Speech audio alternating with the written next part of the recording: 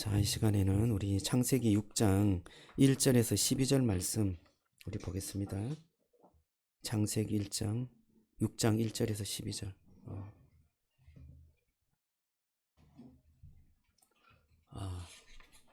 헌금을 좀 봉헌해 주시면 좋겠습니다. 네. 창세기 6장 1절에서 12절. 우리 한 절씩 교대로 읽겠습니다. 제가 먼저 읽습니다. 사람이 땅 위에 번성하기 시작할 때에 그들에게서 딸들이 나니 하나님의 아들들이 사람의 딸들의 아름다움을 보고 자기들이 좋아하는 모든 여자를 아내로 삼는지라. 여호와께서 이르시되 나의 영이 영원히 사람과 함께하지 아니하리니 이는 그들이 육신이 됨이라. 그러나 그들의 날은 120년이 되리라 하시니라.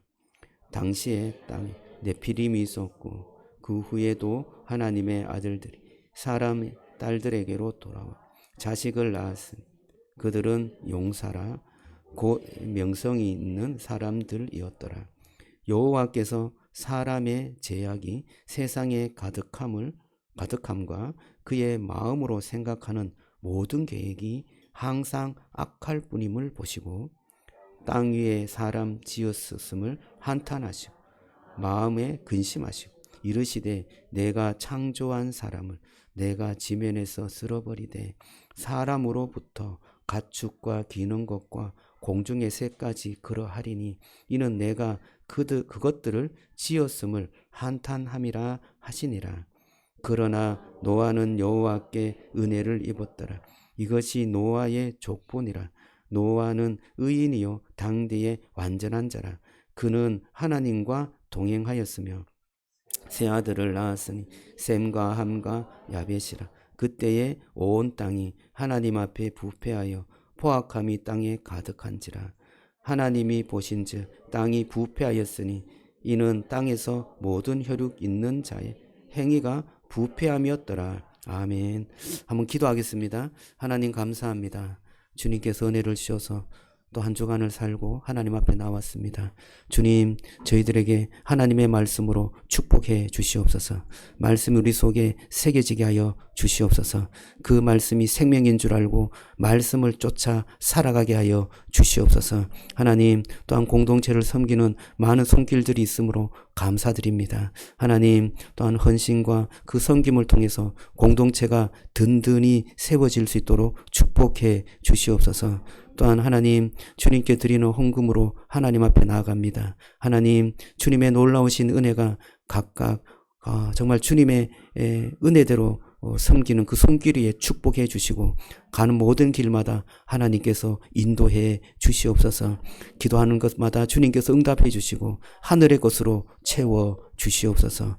오늘도 주님 앞에 나아가오니 주님 축복하시고 이 시간 강림하여 주시옵소서. 모든 말씀 예수님 이름으로 기도드리옵나이다. 아멘.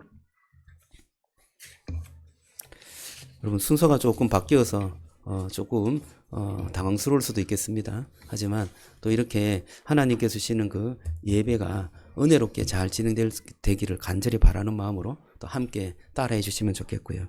한 주간 창세기의 말씀을 가지고 말씀으로 특별 새벽 기도회를 하였습니다. 참석하신 분들은 말씀이 어떤 말씀인지 아마 생각이 날 텐데요. 특별한 새벽 기도라고 해서 특별한 강사, 특별한 순서 이런 것을 마련하진 않았습니다. 하지만 우리의 마음이 특별했는 줄로 믿습니다. 네, 그래서 이 특별 새벽 기도에 주신 말씀이 저는 원래 우리에게 주시는 말씀이 아닌가 생각해 봅니다. 그래서 그 말씀을 하나하나 좀 이렇게 새겨보면서요. 오늘 주일 말씀은 그 일주일간의 말씀을 요약하는 말씀이다는 생각이 들어요. 제가 한 줄 묵상으로 한 5일간의 말씀을 요약해 봤는데요. 여러분들이 아마 카톡으로 다 봤을 것 같아요. 그런데도 다시 한번 생각해 보면서 말씀을 더듬어 보면 좋겠다 생각이 듭니다. 우리 같이 한번 읽어볼까요? 자, 첫 번째 월요일 날 말씀인데요. 자, 시작. 죄의 시작은 하나님에 대한 선한 생각을 왜곡하여 바꾸는 것에서 출발합니다. 죄의 결과는 더럽게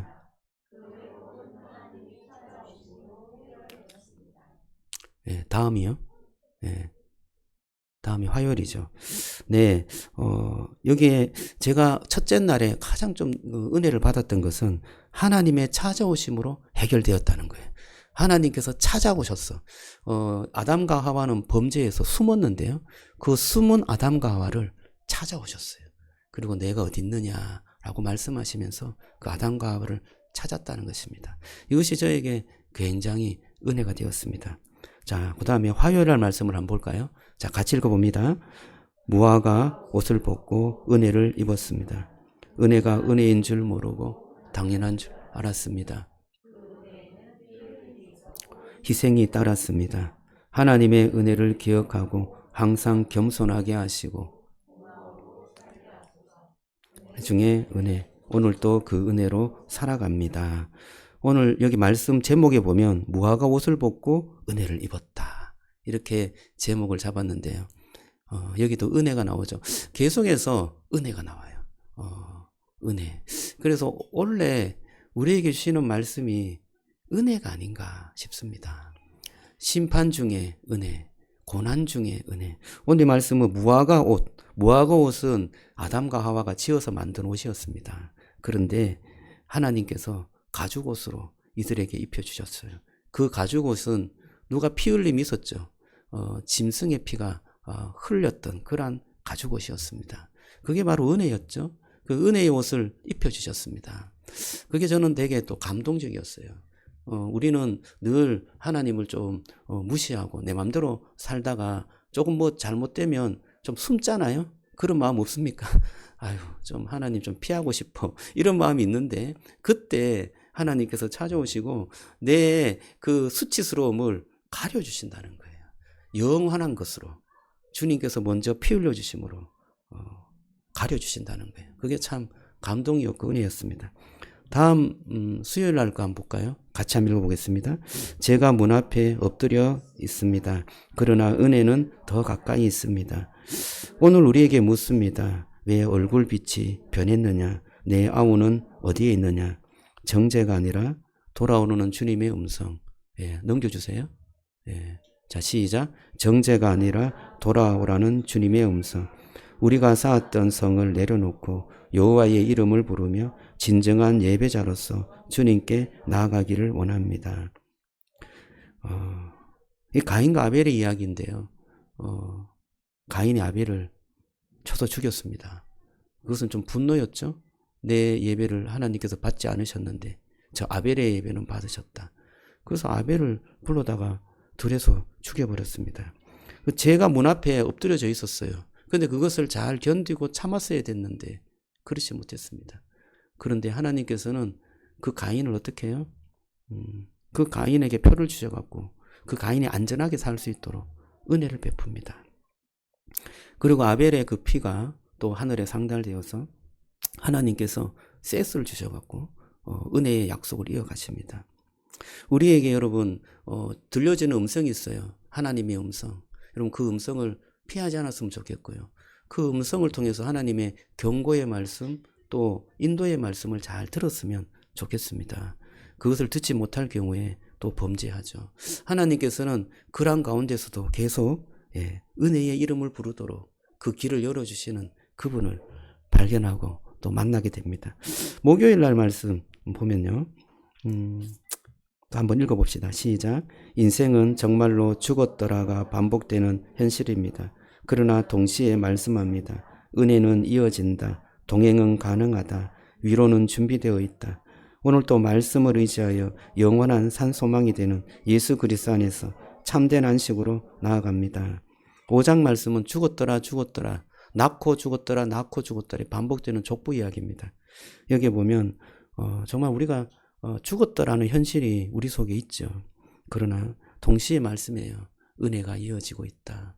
그 속에 에녹이라는 사람은 죽었다라고 하는 그 모든 세상 속에 살아서 하나님께 나아가는 그러한 삶이었습니다. 주님과 동행하는 삶을 보여주시는데 정말 저와 여러분들이 산소망으로 주님을 바라보는 은혜가 있었으면 좋겠어요.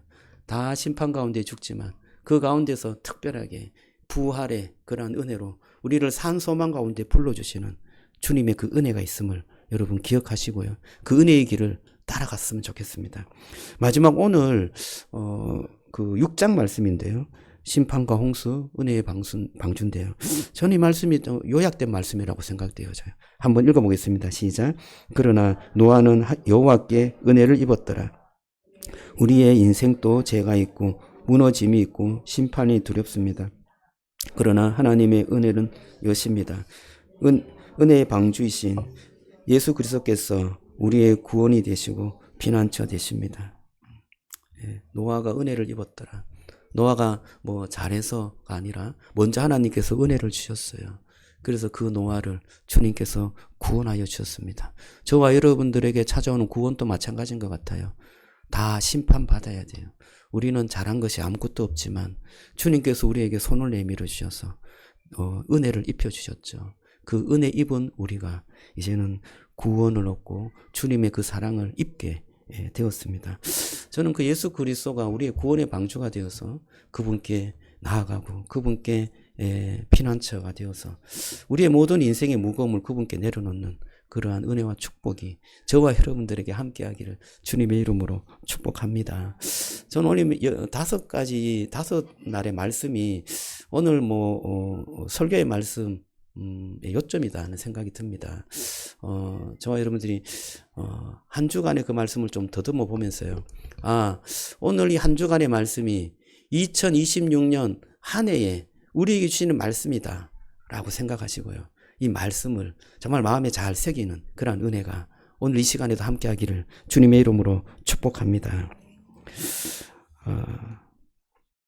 저는 이 새벽 말씀을 이렇게 생각하면서요. 인간에게 하나님의 은혜가 메마르거나 사라지면 그 자체가 심판이고 저주다. 이런 생각이 들었습니다. 저와 여러분들이 은혜를 꼭 붙잡고 살아갔으면 좋겠어요. 은혜 아래 살아가기를 주님의 이름으로 축복합니다. 창세기 말씀 그 자체가 인간의 그러한 죄와 또 그것으로 인한 심판, 이것이 계속해서 반복되어서 일어나는데요. 그 심판 가운데서 하나님이 길을 열어주세요. 구원의 길을 열어주세요. 은혜의 길을 열어주세요. 그래서 그 은혜로 하나님 앞에 나아가는 사람은 하나님의 약속의 그런 백성이 되는 반면에 은혜를 줬음에도 불구하고 은혜를 망각하고 살아갈 때 다시금 심판이 찾아오고 또다시 은혜를 줍니다. 다시금 그 은혜를 기억하도록 하나님께서 기회를 주시죠. 그래서 다시금 그 은혜 아래 살아가는 그 하나님께서 은혜를 주신 그 은혜대로 살아가는 사람은 구원을 입지만 그렇지 않은 많은 하나님의 은혜를 무시하고 자기의 욕망대로 자기 욕심대로 살아가는 그 사람들에게는 결국에는 심판이 있다는 겁니다. 저와 여러분들이 하나님께서 주는 은혜가 무엇인가 거기에 집중해서 살아가는 축복이 있기를 주님의 이름으로 축원합니다. 그럴 때에요 우리의 인생이 복이 됩니다. 하나님과 함께 정말 깊이 있게 거하는 그런 축복의 삶을 살아갈 수 있게 되는 거죠. 은혜가 있으면 우리에게 겸손이 있고요. 은혜가 있으면 우리에게 기쁨이 있습니다. 은혜가 있으면 우리에게 하나님의 축복이 무엇인지 깨닫게 됩니다.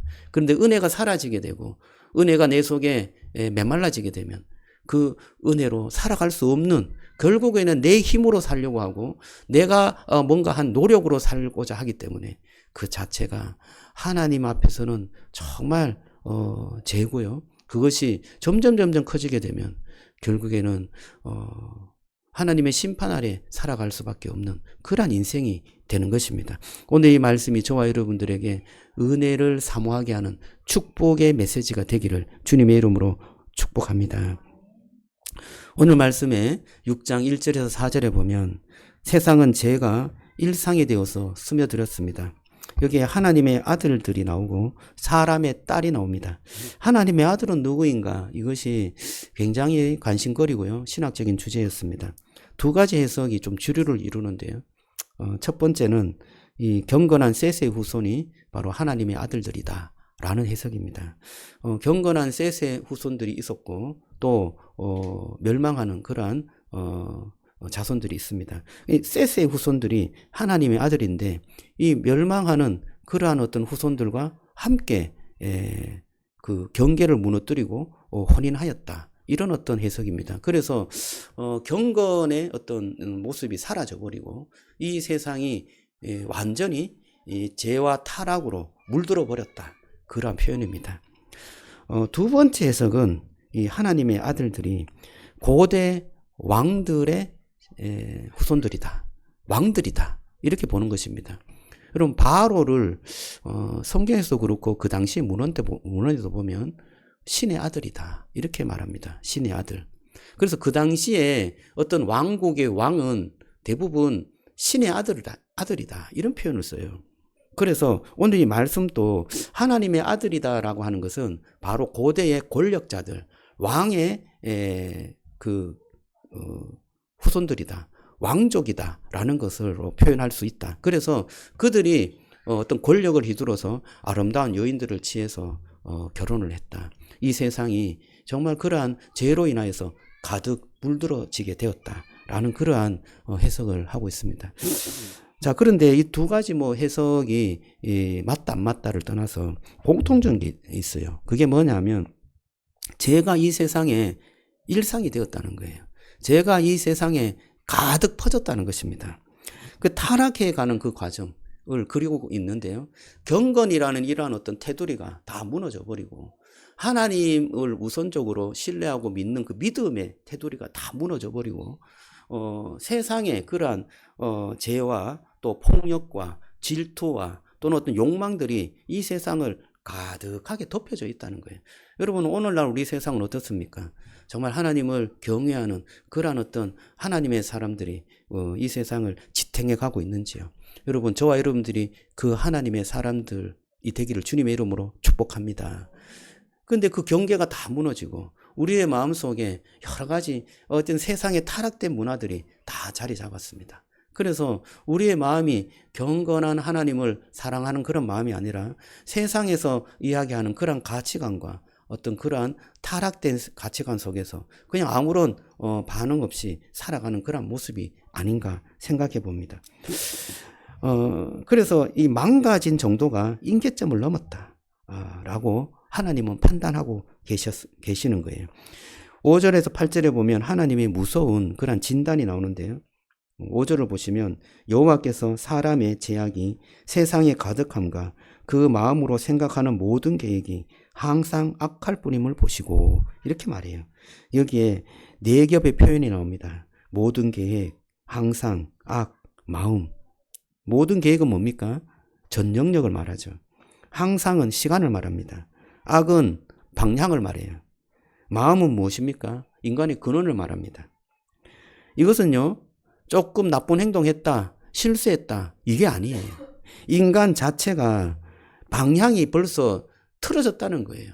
방향 자체가, 마음의 근원 자체가 하나님이 아니라 다른데 근원을 두고 살아가고 있다라고 하나님은 판단하고 계시는 것입니다.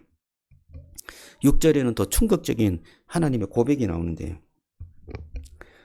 이런 고백이 어떻게 하나님 입에서 나올 수 있을까 하는데요.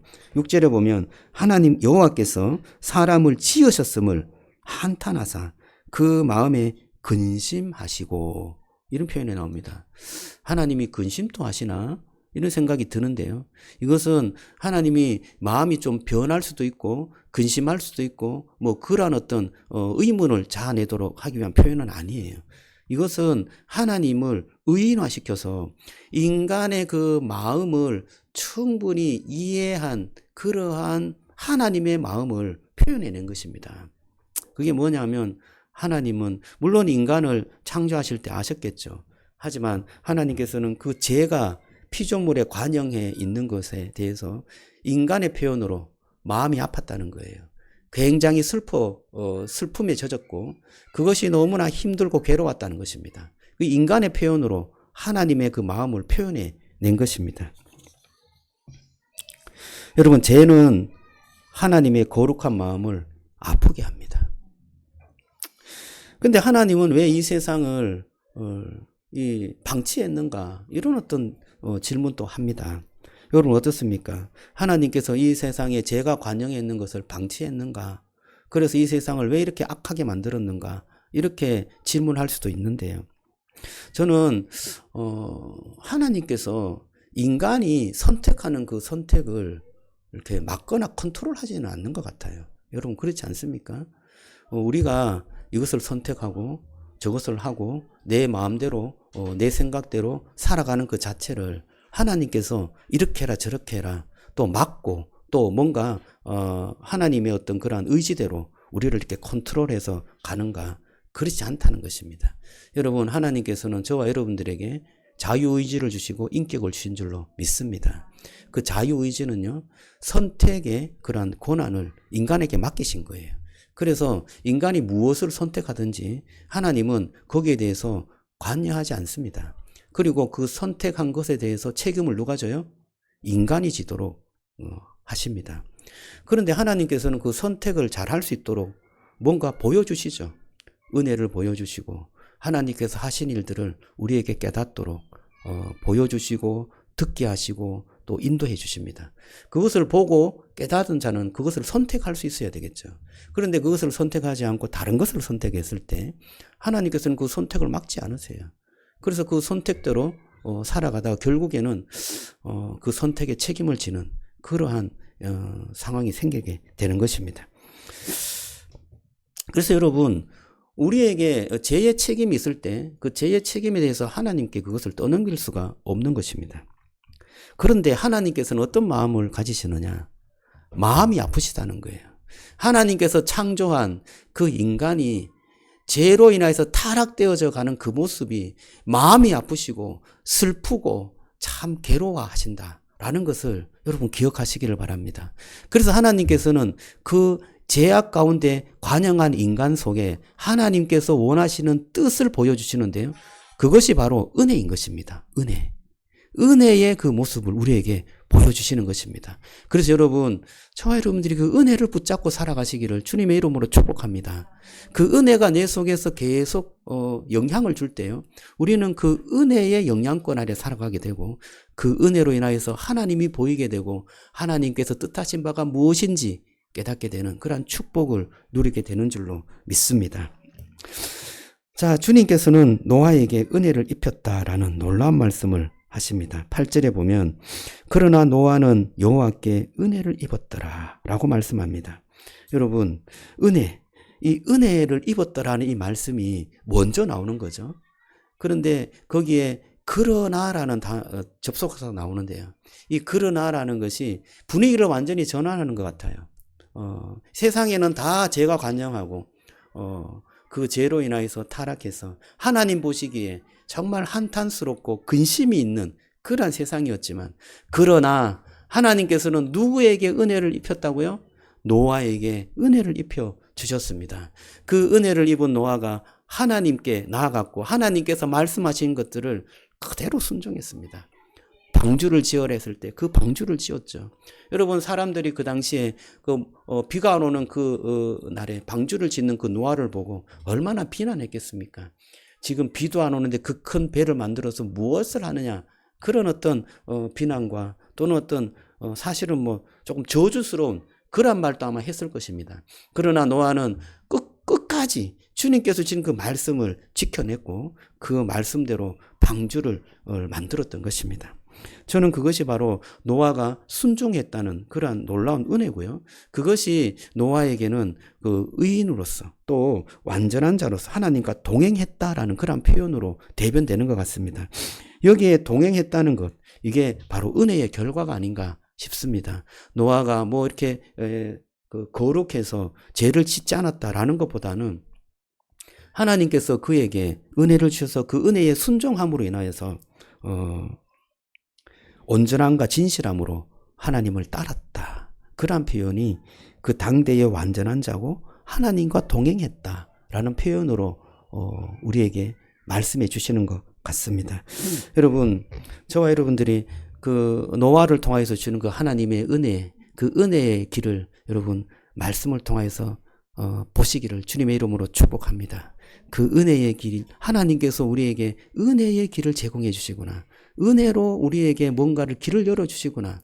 다 막히고 다 악이 있고 그 악에 대한 책임을 져야 되는 그러한 이 세상의 혼란스러운 과정에서도 하나님께서는 우리에게 은혜를 입혀주시고 그 은혜의 길을 열어가시면서 하나님께서 구원의 놀라운 축복을 우리에게 보여주신다는 사실을 오늘 이 말씀을 통해서 저와 여러분들의 마음에 새기시기를 주님의 이름으로 축복합니다.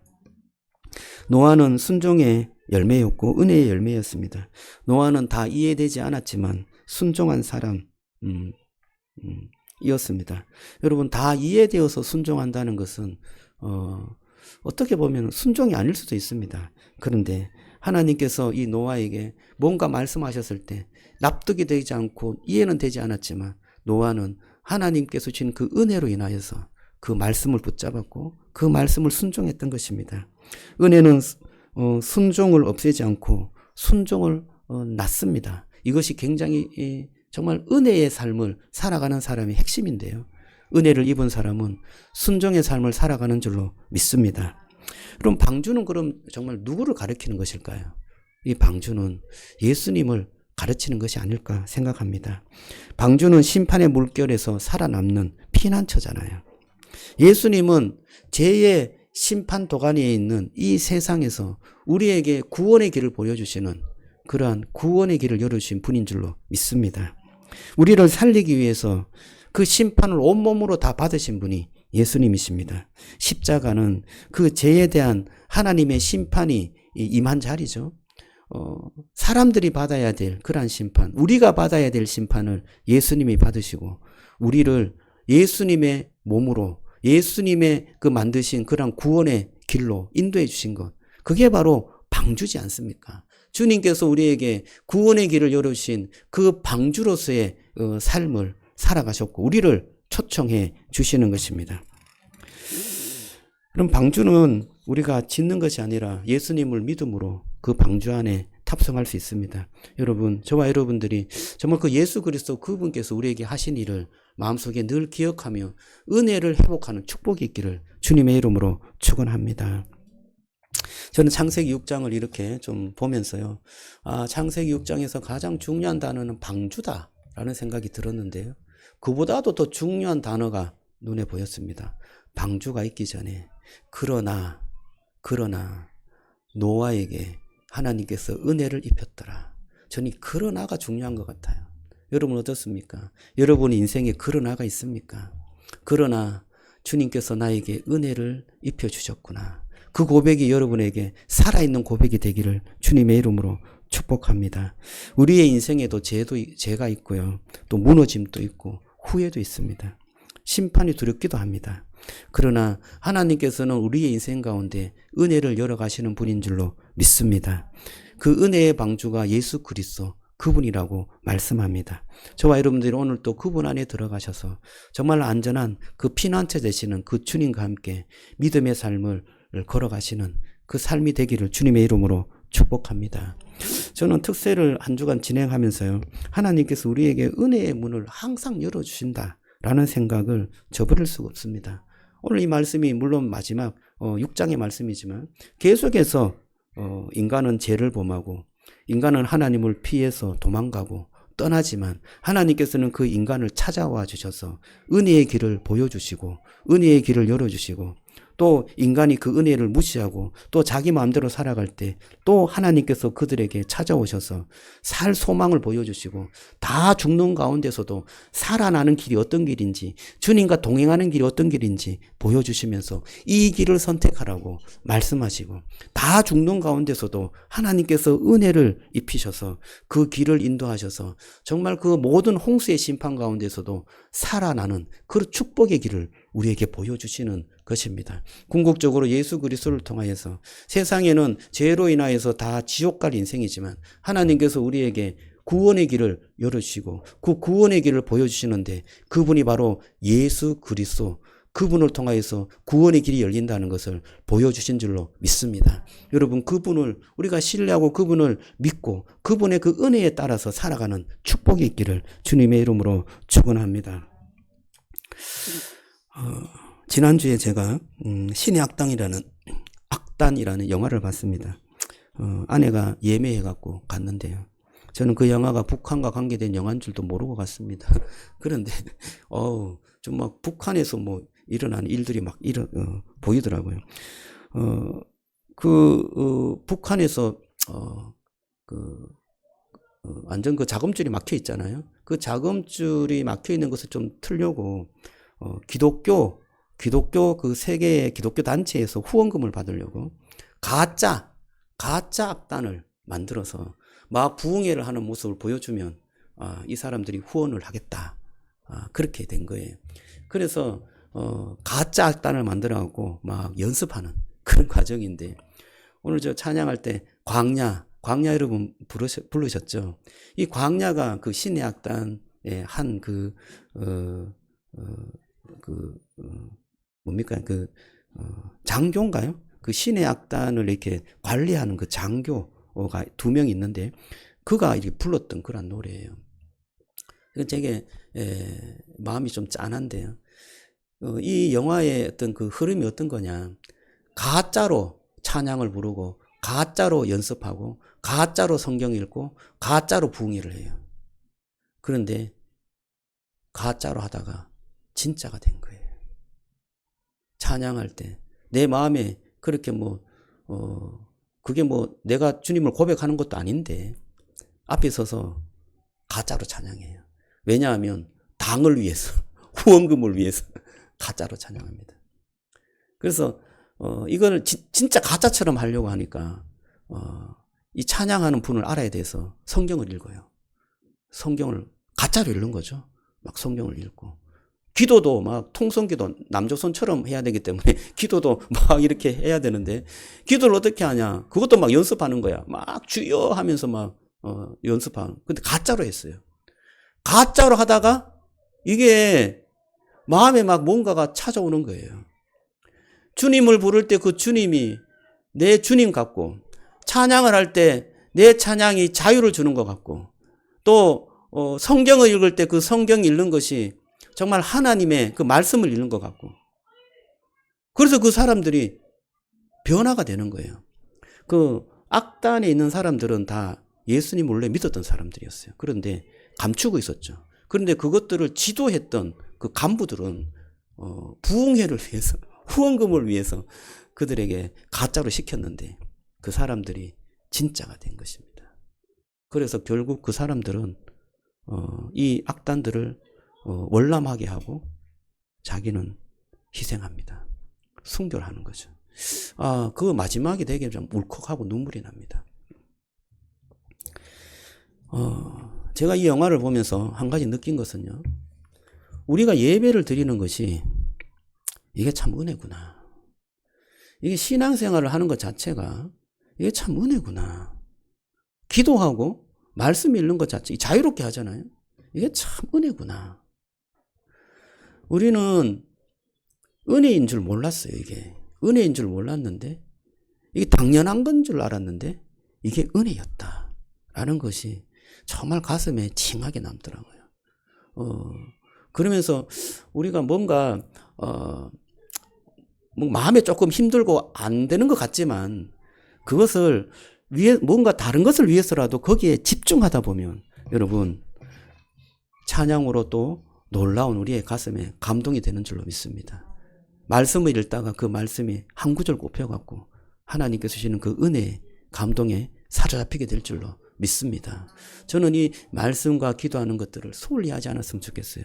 그냥 이것이 나에게 힘든 어떤 그냥 짐이 아니라 하다가 보면 하나님께서 나에게 주실 은혜의 통로다라는 것을 기억하고요, 계속해서 말씀을 읽고 기도하는 그 시간을 여러분들이 가졌으면 좋겠고요. 이 가질 수 있다는 것도 너무나 큰 은혜인데 우리는 그 은혜를 망각하고 있는 것 같습니다. 그래서 저와 여러분들이 올 한 해 정말 하나님의 은혜를 내가 품고 살아가는 그 삶이 무엇인가 한번 생각해 보시고요. 우리가 말씀을 읽고 기도하는 이것을 놓치지 않았으면 좋겠다 생각이 듭니다. 오늘 제가 광고 때 리딩 지저스 통독을 이제 시작한다고 하였는데요. 우리는 우리 성도들이 다 함께 말씀을 읽었으면 좋겠어요. 말씀을 읽고 말씀을 묵상하는 이 시간을 매일매일 가지고 또 조금 이게 가지라고 하니까 나는 좀 마음이 안 드는데 가질까? 이런 생각이 들잖아요. 이것도 좀 외식인가? 이런 생각이 좀 들 수도 있습니다. 그런데요, 하다가 보면 가짜가 진짜가 된다고. 외식이 진짜가 될 수가 있어요. 그리고 또 우리에게 의지가 많이 없습니다. 우리는 놀고 싶고 하고 싶지 않아요. 그런데 여러분, 목사가 한번 해보자 하니까, 목사님을 따라서 그냥 한번 해보겠습니다. 라는 그 순종도 정말 좋은 순종이라고 생각이 듭니다. 여러분, 말씀을 읽는데 올 한 해 여러분들의 시간을 헌신하고 그 말씀 안에서 살아가고자 다짐하는 그러한 은혜가 있기를 주님의 이름으로 축복합니다. 기도의 방을 열려고 하는데요. 함께 기도했으면 좋겠어요. 이 기도의 문이 열려서 저와 여러분들이 하늘 문이 열려서 주님과 만나는 은혜의 시간을 자주 가지시기를 부탁을 드립니다. 그럴 때 우리의 마음이 풍요로워져요. 하나님과 깊은 만남이 있기 때문에 풍요로워지고 더 깊어지고 하나님을 만날 수 있는 그러한 시간들이 더 많아질 줄로 믿습니다.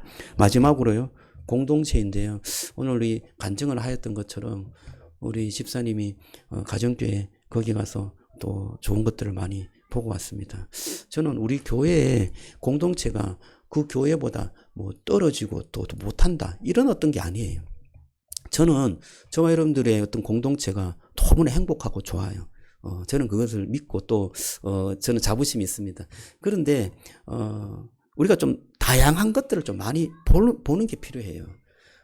왜냐하면 뭔가 우리가 조금 더 모자라는 것들이 있거든요. 그래서 다른 것들을 이렇게 보게 되면 이 부분이 이렇게 되면 더 풍요롭고 더 좋겠구나 라는 것들이 보이는 거예요. 그래서 다른 교회도 한번 돌아보고요. 또 우리가 하는 것들을 또 소개도 하고 그러면서 같이 이렇게 자라가는 것입니다. 저는 이 공동체가 하나님의 그 은혜를 품는 그러한 우리에게 보이는 하늘나라라고 생각합니다. 그래서 우리가 이 공동체가 아름답게 세워질 때 저와 여러분들이 하나님의 은혜를 품고 살아갈 수 있는 그러한 축복의 통로가 열린다는 생각이 듭니다. 우리 공동체를 정말 사랑하고요. 함께 힘써서 만들어가는 그러한 은혜가 있기를 주님의 이름으로 축복합니다. 오늘 말씀 하나님께서 은혜를 열어가신다. 심판 속에서도 제약 가운데서도 하나님께서는 은혜를 열어가시고 그 은혜를 붙잡는 자가 하나님의 풍성한 축복과 그러한 구원의 길을 걸어갈 수 있다는 것. 오늘 이 말씀을 통해서 오늘 한 해를 붙잡고 걸어가는 말씀이 되기를 주님의 이름으로 축복합니다. 우리가 말씀을 생각하면서 우리 찬양 한 곡 하겠습니다. 찬양은 창세기 찬양 310장 하나님의 은혜로 찬송하겠는데요. 이 찬송가 중에 은혜를 담는 찬송이 이 찬송이 가장 진짜 최고인 것 같습니다. 하나님의 은혜로 이 쓸데없는 자 주님께서 은혜를 주셨습니다. 은혜를 우리가 찬양하면서요 정말 은혜로 살아가는 한 해가 되기를 간절히 바라고 또 기도했으면 좋겠습니다.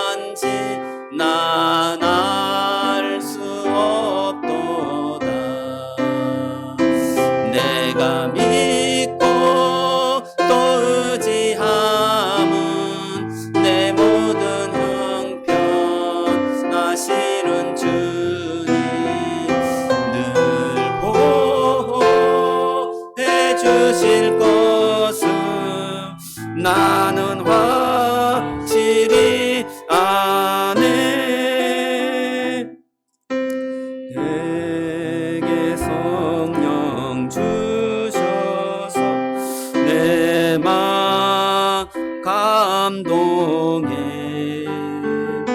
주 예수 믿게 하는지 난 알 수 없도다.